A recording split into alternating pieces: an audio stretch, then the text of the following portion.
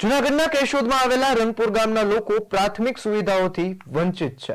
સરકાર દ્વારા ફાળવવામાં આવેલી યોજનાઓ અહીં વર્ષોથી લાગુ કરવામાં આવી નથી। રંગપુર ગામના પંચાયત વિરુદ્ધ અનેક ફરિયાદો નોંધવામાં આવી છે, છતાં પણ કોઈ પગલાં ન લેવાથી સ્થાનિકોમાં રોષ ભભૂકી ઉઠ્યો છે। સ્થાનિક પદાધિકારીઓ અને અધિકારીઓની મિલીભગતના કારણે આ વહીવટ ભ્રષ્ટ થઈ રહ્યો હોય તેવું લાગી રહ્યું છે।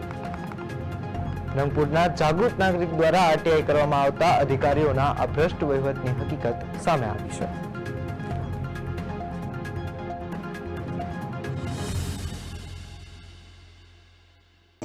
અત્યારે ચોમાસાની ઋતુ દરમિયાન અમારી શાળાની આસપાસ જે પાણીના ખાડાને ભરાયેલા રહે છે અને એમાં મચ્છર અને બીજા જીવજંતુઓનો ઉપદ્રવ વધી જાય છે ચોમાસાના ગાળામાં, અને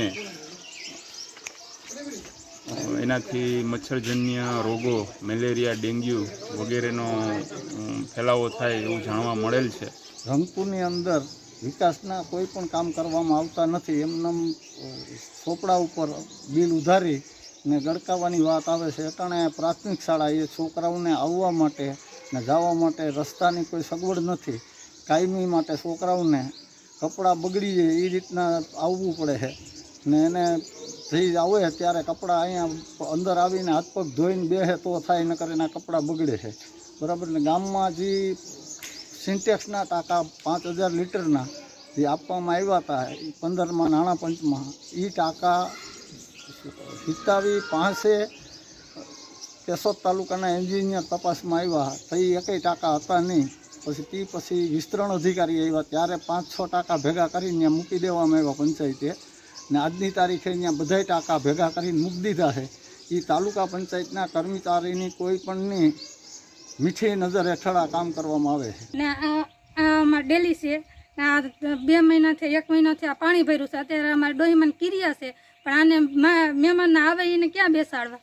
આ પાણીનું કઈ નિકાસ થાય ને? અમે અરજી દીધી, સરપંચને બોલાવ્યા, બધે અરજી દઈએ આવ્યા, પણ પાણી ક્યાંય નિકાસ નથી થતું। આમાં વહેલામાં વહેલા છે ને જવાબ જ નથી દીધા, કોઈ રીતે ક્યાંય જવાબ નથી દીધા। ના સરપંચે કે ના અરજી દીધી હતી ને એની અરજીની એ કોપી અમારી પાસે પડી છે ને અત્યારે મારે સાસુની છે ને કિરિયા છે, પણ અહીં ક્યાંય બેહાય એમ નથી। ફરિયામાં એટલું પાણી, આ તો હજી ઓછું થઈ ગયું છે। અમારે છોકરા ભણવા જાય એને પાણીમાંથી જ અમારે લઈને જવું પડે છે।